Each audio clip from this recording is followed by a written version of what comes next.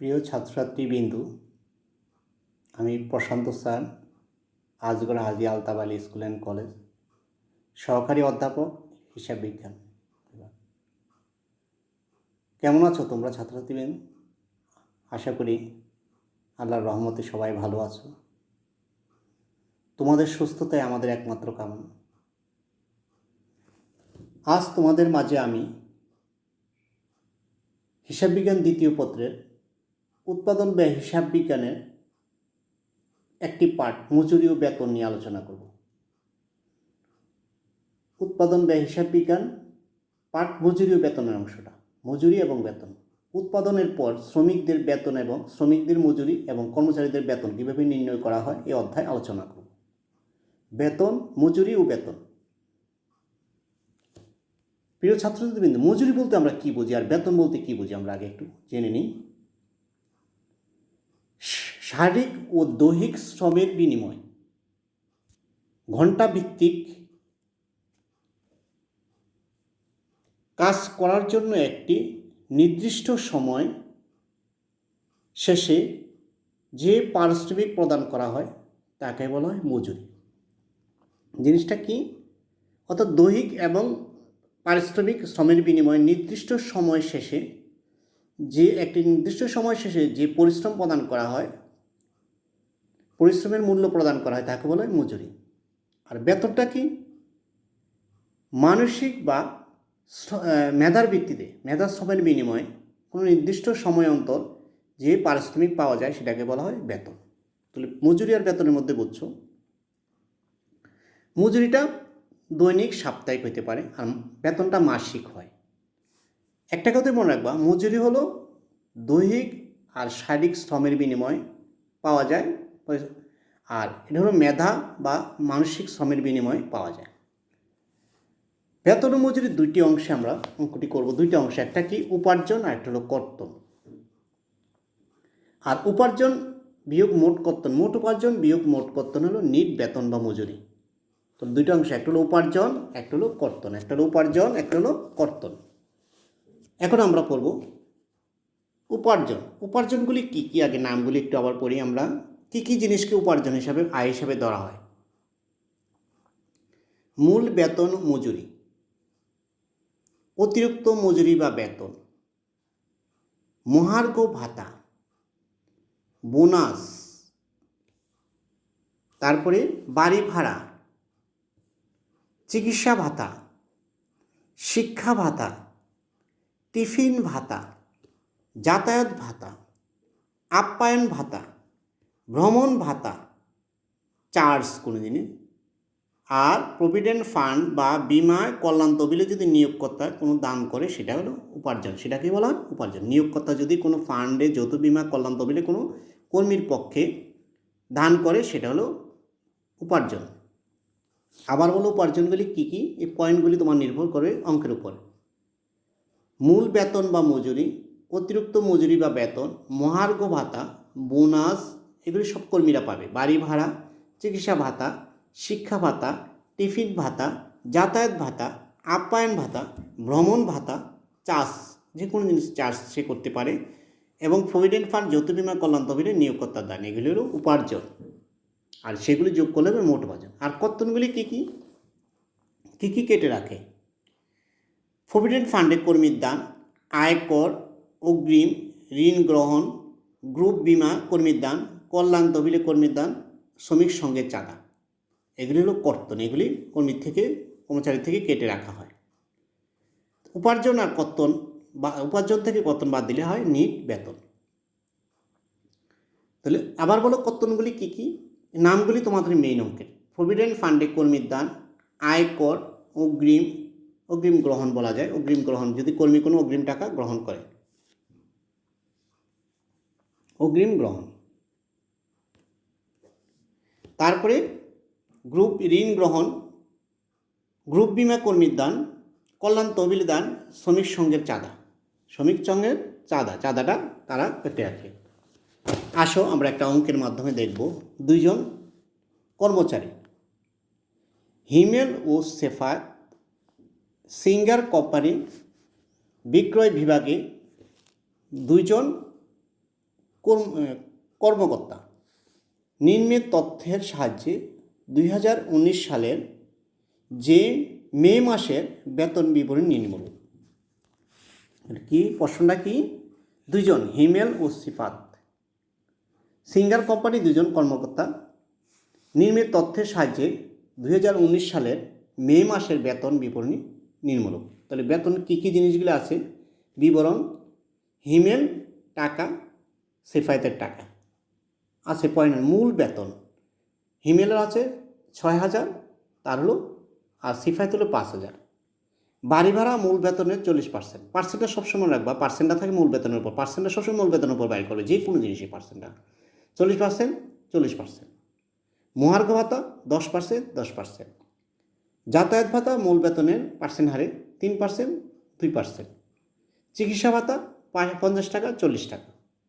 Provident ফান্ডে কর্মীর দান 10%, 10%। ওভার টাইম 500 টাকা, 600 টাকা। কল্যাণ তহবিলে কর্তন 50 টাকা, 50 টাকা। যৌথ বিমা কর্তন 40 টাকা, 40 টাকা। এটা হলো আমাদের বেতনের একটা শিট। এখানে উপার্জন আছে, কর্তন আছে। এখন উপার্জন আর কর্তন প্রশ্নটা হলো, আবার বলি, মূল বেতন 6,000, 5,000। বাড়ি ভাড়া মূল বেতনের পার্সেন্ট 40%, 40%। মহার্ঘ ভাতা 10%, 10%। যাতায়াত ভাতা মূল বেতনের 3%, 2%। চিকিৎসা ভাতা 50, 40। প্রভিডেন্ট ফান্ডের কর্মীর দাম 10%, 10%। ওভার টাইম 500 টাকা, 600 টাকা। কল্যাণ তহবিলে কর্তন 50 টাকা, 50 টাকা। যৌথ বিমা কর্তন 40 টাকা, 40 টাকা। এখন আসা আমরা সৃজনশীলে যাই। একটা অঙ্কের বাড়ি ভাড়া মহার্ঘ ভাতার পরিমাণ নির্ণয় করো। খ, মোট বেতন ও নেট বেতনের পরিমাণ নির্ণয় করো। গ, জাবেদা দাখিলা দেখাও। আসো প্রথম ক, সিম্পল সহজ জিনিস। বাড়ি ভাড়া দুজনে, হিমেলের সাফায়েত। বাড়ি ভাড়াটা কত? মূল বেতনের বলছি 40% দেওয়া আছে। মূল বেতন হলো হিমেলের হলো 6,000 টাকা। 6,000 টাকা 40%, 2,400 টাকা। আর 5,000 টাকা 40%, তার হলো 2,000 টাকা। মহার্ঘ ভাতা 10%, 6,000 টাকা 10%, 600। আর 5,000 টাকা 10%, 500। এটা হলো তার ক সোজা জিনিস। দুইটা জিনিস, তাদের বাড়ি ভাড়া আর মহার্ঘ ভাতা চাইছে পার্সেন্ট হিসাবে তার মূল বেতনের উপর বাইর করবে। কারণ কিসের উপর? মূল বেতনের উপর তোমরা সেটা বাইর করবে। পেলাম ক। খ আসো, মোট বেতন এবং নিট বেতনের পরিমাণ নির্ণয় করব আমরা। কিভাবে? উপরে লিখবে 2019 সালের মে মাসের মোট বেতন, মোট ও নিট বেতন নির্ণয়। বিবরণ, হিমেল টাকা, সাফায়েত টাকা, মোট টাকা। মোট টাকাটা রাখবে, কারণ জাবেদার জন্য আমাদের লাগবে মোট টাকাটা। এখন আসো, তিনটা ঘর মোট একটার জন্য। আগে উপার্জনগুলি কী কী আমরা পড়ি, আগে প্রশ্ন থেকে বলো উপার্জনগুলি কী কী আগে আমাদের জানতে হবে। আসো প্রশ্নে আসো। উপার্জন এখানে কোনটা? মূল বেতন, বাড়ি ভাড়া, মহার্ঘ ভাতা, যাতায়াত ভাতা, চিকিৎসা ভাতা, এটি হলো উপার্জন। আর কর্মীর দান কর্তন, ওভারটাইম উপার্জন, কল্যাণ তহবিলে কর্তন, যৌথ বিমায় কর্তন। তাহলে কর্তন হলো কি? 3টা। আর আয় কটা? বাড়ি ভাড়া একটা, মহার্ঘ ভাতা একটা, 2টা, যাতায়াত ভাতা একটা, 3টা, চিকিৎসা ভাতা একটা, 4টা, ওভারটাইমটা 5টা। এই 5টা হলো আমাদের উপার্জন। আর প্রভিডেন্ট ফান্ডে কর্মীর দান, কল্যাণ তহবিলে কর্তন, যৌথ বিমা কর্তন, 3টা হলো কর্তন। 3টা হলো কর্তন সোজা। এখন উপার্জনগুলি আমরা আগে কার কত বের করি। আসো, মূল বেতন হিমেলের 6,000, সেফায়েতের 5,000 টাকা, টোটাল কত? 11,000 টাকা মোট। বাড়ি ভাড়া 40% আমরা আগে বাইর করে আছে 2,400, 2,000, 4,400। মহার্ঘ ভাতা 10%, 600, 500, 1,100 টাকা। যাতায়াত ভাতা পার্সেন্টে বলা আছে 3%, 2%, 180, 100, 3% আর 2%, তাহলে 180, 100। চিকিৎসা ভাতা 50, 40, ওভারটাইম 500, 600। টোটাল হিমেলের টাকা হলো, মোট বেতন বা মোট উপার্জন হলো 9,730 টাকা। আর সিফায়েতের হলো 8,240 টাকা। টোটাল মোট হলো 17,970 টাকা। এলো মোট বেতন বা উপার্জন, মোট বেতন বা উপার্জন। তারপরে আসো কর্তনগুলো কী কী? 3টা। প্রভিডেন্ট ফান্ডে কর্মীর দান 600 500। কল্যাণ তহবিলে কর্তন 50 50। যৌথ বিমা কর্তন 40 40। যোগ করো, মোট কর্তন হলো হিমেলের হলো 690 টাকা আর সিফাতের হলো 590 টাকা। টোটাল মোট কর্তন হলো 1280 টাকা। এখন আসো নিট বেতন। নিট বেতনটা কি? মোট উপার্জন বিয়োগ মোট কর্তন। মোট উপার্জন বা মোট বেতন বিয়োগ মোট কর্তন একই কথা। মোট উপার্জন, নিট বেতনটা হবে মোট উপার্জন বা মোট বেতন বিয়োগ নিট বেতন। আসো, ওর হলো মোট বেতন ছিল আমাদের 9730 টাকা, তার কর্তন হলো 690 টাকা, বাদ দিলে 9040 টাকা, 9040 টাকা। ওর হলো মোট উপার্জন হলো 8240 টাকা, কর্তন হলো 590 টাকা, বাদ দিলে আসে 7650 টাকা। এখন আসো, তাহলে দুজনে যোগ করে নিট 16690 টাকা, 16690 টাকা হলো নিট দুজনের একসাথে। এখন প্রশ্ন হলো উপার্জন থেকে কর্তন। উপার্জনগুলি কি আর কর্তনগুলি কি তোমাকে জানতে। উপার্জনগুলি যা কর্মচারীরা পায়, উপার্জন হয় তাদের, এগুলি হলো উপার্জন। আর তাদের থেকে যে জিনিসটি কেটে রাখা হয় সেগুলো কর্তন। উপার্জন থেকে কর্তন বাদ দিলে আমরা নিট তার বেতনটা আমরা পেয়ে যাই। বেতন শীট তৈরি করা হয়, শ্রমিকদের হাজার হাজার শ্রমিকদের একসাথে বেতন শীট তৈরি করা হয় কোম্পানিতে। এখন আসো, এর জাবেদা দাখিলের মধ্যে আমরা দেখাবো। আসো, বেতনের জাবেদাটা কি আমরা প্রথম লিখব। বেতন তাদেরকে দিতে হবে, এটা শীট তৈরি করছে, জাবেদা করো প্রথম। এক ক্রমিক, এখানে তারিখ নেই, ক্রমিক বা তারিখ, বিবরণ, সূত্র নং বা খতিয়ান পৃষ্ঠাতে সূত্র নং লিখলে হবে, ডেবিট টাকা ক্রেডিট টাকা। তাহলে ক্রমিক, বিবরণ, সূত্র নং, ডেবিট টাকা ক্রেডিট টাকা। এখানে খতিয়ান জাবেদা পৃষ্ঠা লেখার দরকার নেই, আমাদের খতিয়ান পৃষ্ঠা লেখার দরকার নেই, খতিয়ান করা যায় খতিয়ান পৃষ্ঠা বা সূত্র লিখলে হলো। 1 নম্বর, বেতন হিসাব ডেবিট পদে বেতন, অর্থাৎ বেতনটা তাদেরকে দিতে হবে। বেতন হিসাব ডেবিট পদে, এটা শীট তৈরি করলাম আমরা একটা বেতনের। বেতন হিসাব ডেবিট পদে কত টাকা, মোট টাকা তৈরি করি 17,970 টাকা। টোটাল এই টাকাটা আমরা একটা শীট করি, এত টাকার একটা বেতনের শীট করি, মোট বেতনটা, টোটাল মোট উপার্জনটা কি, বেতন হিসাব ডেবিট, পদীয় বেতন হিসাব ক্রেডিট, টোটাল মোট টাকাটা উপার্জনটা, অর্থাৎ বেতন অনুমোদন করা হলো। তারপর এই বেতনটা, এই পদীয় বেতনটা আমরা দিব। পদীয় বেতন হিসাব ডেবিট, পদেও ভাউচার তৈরি করব। আর কর্তনগুলি প্রভিডেন্ট ফান্ড হিসাব ক্রেডিট, কল্যাণ তহবিল হিসাব ক্রেডিট, যৌথ বিমা ক্রেডিট, অর্থাৎ ভাউচারের সাথে সাথে কর্তনেরটাও আমরা ক্রেডিট করব। আসল বেতন ছিল কত, তাকে পদে বেতন দিতে হবে 17,970 টাকা। এর মধ্যে ভাউচার করব আমরা নিট বেতনটা। নিট বেতনটা ছিল কত আমাদের 16,690 টাকা, মনে রাখো ভাউচারটা হবে নিট বেতনটা, ভাউচার করব নিট বেতনটা 16,690 টাকা, মনে রাখবা নিট বেতনটাকে ভাউচার। এরপরে কর্তনগুলি লিখব 1100 টাকা, 100 টাকা আসে, টোটাল সবগুলি ক্রেডিট যোগ করলে টোটাল টাকাটা 17,990 টাকা, 970 টাকা হবে। এখন ভাউচারের টাকাটা আমরা নগদে প্রদান করব। পদেও ভাউচার হিসাব ডেবিট, নগদ বা ব্যাংক হিসাব ক্রেডিট, বুঝছি ভাউচার 16,690 টাকা। ফান্ডের টাকাটি প্রভিডেন্ট ফান্ড হিসাব ডেবিট, নগদ হিসাব ক্রেডিট। ফান্ডের টাকাটা আমরা নগদে প্রদান করবো, মানে প্যান্ট ফাটাই দেবো কল্যাণ তহবিলে। ফান্ড নগদ প্রদান করতে হবে। কল্যাণ যেহেতু কর্তন করবো টাকা, তাহলে টাকা কল্যাণ তহবিল হিসাব ডেবিট, তাদের কাছ থেকে নগদান হিসাব ক্রেডিট। যৌথ বিমা ডেবিট, নগদান হিসাব ক্রেডিট। অর্থাৎ তোমাকে জাবেদাটা হবে, তুমি যে বেতনটা দিবে তার প্রথম জাবেদাটা হবে বেতন হিসাব পদেও বেতন, বেতন হিসাব পদেও বেতন হিসাব। তাহলে বেতন হিসাবটা কি, টোটাল টাকাটা, মোট উপার্জন টাকাটা। এখন পদে বেতনটা দিবে, পুরো টাকাটা পদের মধ্যে আমরা কিছু টাকা কর্তন করে রাখি, তাহলে ভাউচার করবো কি নিট। বেতন হিসাব ডেবিট, পদে বেতন হিসাব ডেবিট, পদেও ভাউচার, আর কর্তনগুলি ক্রেডিট। ভাউচারটা কত, নিট যেটা দিব। বেতন পদে বেতনের শীট হলো আমাদের 17,970 টাকা, কিন্তু ভাউচার করবো 16,690 টাকা, কারণ যেটা আমরা নিট বেতন যেটা, আর কর্তনগুলি ক্রেডিট।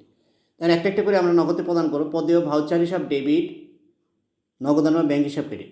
খেয়াল রাখো সিরিয়াল, নগদ বেতন, পদে বেতন, পদে বেতন, পদেও ভাউচার, পদেও ভাউচার, নগদান হিসাব। এরপরে ক্রেডিটগুলি সব ডেবিট। তারপর প্রভিডেন্ট ফান্ড হিসাব ডেবিট, নগদান হিসাব ক্রেডিট। কল্যাণ তহবিল হিসাব ডেবিট, নগদান হিসাব ক্রেডিট। যৌথ বিমা ডেবিট, নগদান হিসাব ক্রেডিট। অর্থাৎ কর্মীর কাছ থেকে যে কর্তন করে নগদ টাকাটি কেটে রাখে সেটা, এই জন্য নগদ ক্রেডিট হচ্ছে। এখানে কর্মীর বেতনের শীট তৈরি করা হচ্ছে, এই জন্য। এই হলো আমাদের জাবেদা। জাবেদাটা আবার মনে রাখবে কি, বেতন, পদে বেতন, পদে বেতন, পদে ভাউচার সাথে কর্তনগুলো, তারপরে পদে ভাউচার, নগদান, কর্তনগুলির নাম, নগদন, প্রত্যেকটা কর্তন একটা নগদানের, প্রত্যেক কর্তনে একটি করে নগদান হিসাব হিসাবে তৈরি করবে। এইভাবে আমাদের বেতন মজুরি হিসাব তৈরি করা হয়। অর্থাৎ তোমাকে আগে জানতে হবে বেতন বা মজুরির মধ্যে উপার্জনগুলি কোনগুলো আর কর্তনগুলো কী, এই দুইটা জিনিস তোমাকে জানতে হবে। আর টেনটি থাকবে আমাদের ওভার টাইম।